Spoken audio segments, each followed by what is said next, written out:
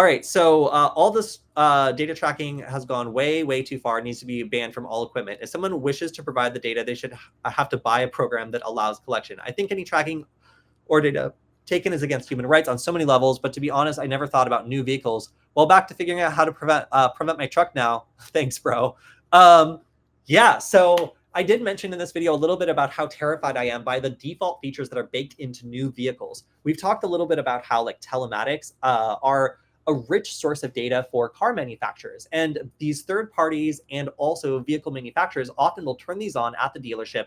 And if you don't opt out of them, they will collect information about you constantly. Now, somebody wrote an article about trying to opt out of Toyota's data collection process, and it was so stupid and so difficult that it basically, after all this time and energy and effort, and them stonewalling the person trying to do it, they managed to do it, but in exchange got a permanent warning notification that the data is disabled. They also had to disable useful features like crash detection or being able to call an emergency responder to the scene of a wreck. It's basically you give them all of your data and let them process it however they want and potentially sell it to a third party. Or when you're in an accident, nobody knows where you are. There's no middle ground at all. So that's kind of a big deal for a lot of people who want the safety and convenience features, but don't want to have to accept that this company may have no real data retention policy. They might process your information and sell it to third parties. They might do all sorts of lax security procedures. And the most you will get, my friends, is free credit monitoring.